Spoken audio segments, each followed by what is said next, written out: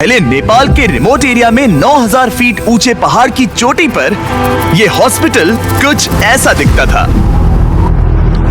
इतनी दूर रहने की वजह से इस कम्युनिटी में बिजली नहीं है, मतलब स्थानीय डॉक्टर्स अच्छे मेडिकल इक्विपमेंट तक नहीं पहुंच पाते और अक्सर उन्हें सिर्फ टॉर्च और बहुत ही बेसिक टूल्स का इस्तेमाल करके अंधेरे में सर्जरीज और कॉम्प्लेक्स मेडिकल प्रोसीजर्स परफॉर्म करनी पड़ती हैं। बेहतर देखभाल की जरूरत पड़ने पर एक बेहतर मेडिकल फैसिलिटी तक पहुँचने में घंटों लग सकते हैं। इन प्रॉब्लम्स की वजह से कई मौत और मिसकैरेजेस भी हुए हैं। तो हमारे long term partners give power, जिनके साथ हम अपने पिछले 3 फिलैंथ्रोपी वीडियोस में काम कर चुके हैं, उन्होंने डैन और डैरेन को इस समस्या का हल ढूंढने में मदद करने के लिए खोलोग्विन की यात्रा पर चलने को कहा, जहां उनका धूमधाम से स्वागत किया गया पृथ्वी पर सबसे खूबसूरत जगहों में से एक में।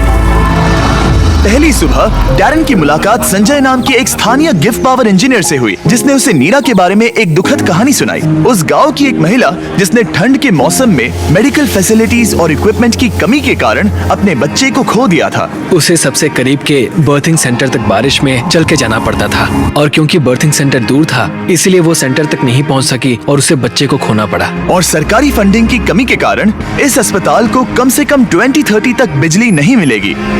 अगर अस्पताल अच्छी बर्थिंग फैसिलिटी के साथ चालू होता तो फिर मामला पूरी तरह से अलग होता। डैरेन जानते थे कि हमें जल्दी कुछ करना होगा ताकि ऐसा दोबारा ना हो, तो वो मेलिसा से भी मिले, ग्रीन प्रोग्राम की फाउंडर जो इस विशाल प्रोजेक्ट को पूरा करने में मदद करने के लिए ढेर सारे स्टूडेंट्स और वॉलंटियर्स को लेकर आई। जब मैं छोटी थी मैं मलेशिया में अपने परिवार से मिलने गई। वहाँ मैंने पहली बार समंदर देखा और समंदर तट से जुड़ी चट्टानों को देखा और तब मुझे पहली बार यह एहसास हुआ कि अगर हमें लोगों को प्रकृति की खूबसूरती दिखाने का मौका मिले तो ऐसा करके हम उनके अंदर ऐसा भाव जगा सकते हैं कि जिनसे वो भी प्रकृति की रक्षा करना चाहे। तो हमने अनिवार्य रूप से दुनिया भर से ऐसे छात्रों को लिया है जो सच में अच्छा प्रभाव डालने की परवाह करते हैं और आने वाले पीढ़ियों का परिचय दुनिया की खूबसूरती के साथ कराने में सक्षम होना ऐसा तरीका है जो वाकई में दुनिया को बेहतर जगह बना सकता है। संजय और मेलिसा से मिलने के बाद डैरेन काम करने के लिए और भी ज्यादा इंस्पायर्ड हो गए थे। हम सोलर पैनल्स और बैटरीज लगा रहे थे ताकि अस्पताल को बिजली मिल सके। साथ ही इस कम्युनिटी की सेवा के लिए हम उन्हें इक्विपमेंट्स दे रहे थे जिससे एक सेफ और मॉडर्न बर्थिंग सेंटर बन पाए। ठीक है, हम पहले दिन के लिए तैयार हैं। 3, 2, 1 टीम काम पर लगने के लिए बेहद एक्साइटेड। ये कंप्लीट करने के बाद हम यहाँ पर खोदेंगे। चलो चले। पहले दिन के अंत तक टीम सारी खुदाई और वायरिंग का काम पूरा कर चुकी थी। मैं ये बयान नहीं कर पा रहा, लेकिन इस गांव के लोगों के बारे में कुछ तो बात है। उनकी प्रामाणिकता, उनके दोस्तानेपन और उनके खुलेपन ने मुझे कुछ ही दिनों में ऐसा एहसास करवाया जैसे मैं उनके परिवार का ही हिस्सा हूँ। जैसे ही हम इस घर की ओर बढ़े, कोई अंदर भागा और उसने आग जलाई और वहाँ से धुआं निकल रहा था। हमें नहीं पता कि क्या हो रहा है, लेकिन वो हमारे लिए चाय बना रहा था। ये अदरक वाली हिमालयन काली चाय है और मैंने अपनी पूरी जिंदगी में इससे बढ़िया चाय कभी नहीं पी। यही यहाँ की संस्कृति है। ये लोग वाकई में बहुत काइंड और वेलकमिंग है और हम जहाँ भी जाए वो हमारा ख्याल रखना चाहते हैं। उन्होंने हमारे लिए अपने घरों के दरवाजे खुले रखे हैं। इन्होंने हमें रहने के लिए एक कमरा दिया ताकि डैन और मैं यहाँ आराम कर सकें। लेकिन कंस्ट्रक्शन शुरू होने के कुछ ही समय बाद डैन बीमार महसूस करने लगे। मुझे बहुत ज्यादा बीमार महसूस हो रहा है तो मैं पास ही के अस्पताल में चेकअप करवाने जा रहा हूँ। इसका मतलब वो खुद ही एक्सपीरियंस कर पाएंगे कि इलाज करवाने के लिए इतनी दूर जाना कितना मुश्किल होता है। जैसा कि आप देख सकते हैं यहाँ पर सब कुछ लॉक्ड है और ये कड़वी सच्चाई है। अगर आप आसपास के किसी गांव में गंभीर रूप से बीमार हैं तो आपको अपने सबसे नजदीकी हेल्प सेंटर पहुंचने के लिए भी 7 घंटों की यात्रा करनी पड़ेगी। खुशकिस्मती से वहाँ पर एक नर्स थी जो उनका चेकअप कर पाई। ये है कारुणा, जो स्थानीय कस्बे खोला गाँव में एक नर्स है। ये मेरी चेकअप करने आई है। लेकिन क्योंकि बिजली नहीं है इसीलिए वो सिर्फ बेसिक चेकअप ही कर पाई। वो इस नतीजे पर पहुंची कि डैन की तकलीफ है गाठी। हाँ, मुझे गाठी हुआ है जो एक दुर्लभ नेपाली बीमारी है। दरअसल ये मामूली सर्दी जुकाम है। लेकिन इतने बड़े कम्युनिटी के लिए अक्सर इससे भी ज्यादा सीरियस केसेस होते हैं जिनके लिए इमीडिएट और कॉम्प्रिहेंसिव ट्रीटमेंट की जरूरत होती है जो कि अवेलेबल नहीं है। इस प्रोजेक्ट पर सब कुछ निर्भर था।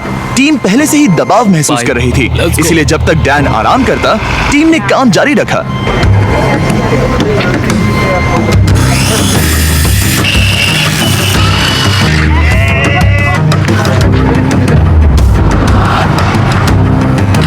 अब जब सपोर्टिंग स्ट्रक्चर तैयार हो गया था हमने सोलर पैनल्स लगाने शुरू कर दिए थे। संभल के, हाँ, आराम से।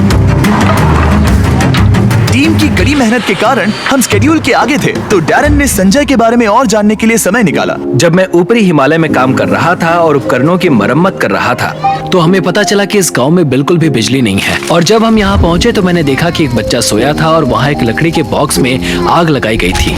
और मेरे दिमाग में अचानक आया कि इस तरह के उपकरण हम भी बना सकते हैं। और उसके बाद मैंने यहाँ नेपाल में एक टीम बनाई और फिर हमने एक बेबी वार्मर बनाया, और हम इसे नेपाली में न्यानो न्यानी कहते हैं, जिसका मतलब है एक गर्म बच्चा। न्यानो नानी इतनी सफल हुई कि इसने यूएसए में पीपल्स चॉइस अवार्ड जीता। मुझे लगता है कि ये मेरे लिए एक सपने के सच होने जैसा है, क्योंकि मेरा लक्ष्य इस तरह के वार्मर का निर्माण करना और लोगों को जागरूक करना कि इस तरह के रिमोट एरियाज में हॉस्पिटल्स का क्या महत्व है। सिंपल मेडिकल इक्विपमेंट से जान बच सकती है, ये समझने के बाद डैरन ने 10 और बेबी वार्मर्स खरीदकर संजय को सरप्राइज किया, जिन्हें वो इस तरह के बाकी कम्युनिटीज को डोनेट कर सके। संजय, मैं तुम्हारे पास से 10 और बेबी वार्मर्स खरीदना चाहता हूँ, और तुम इन्हें जिस भी हॉस्पिटल या कम्युनिटी में बांटना चाहते हो वहाँ बांट सकते हो। तुम्हारा बहुत बहुत शुक्रिया डैरन, ये मेरे और मेरी टीम के लिए बहुत मायने रखता है। Thank you so much.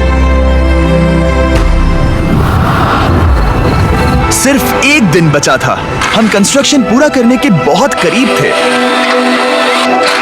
और पूरी टीम आखिरी सोलर पैनल पर साइन करने के लिए एक साथ आई।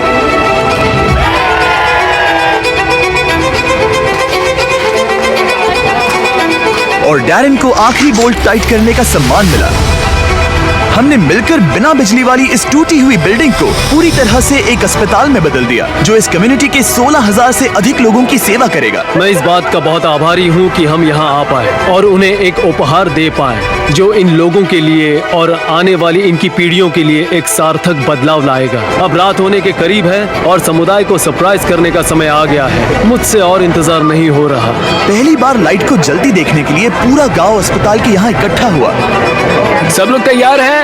3, 2, 1।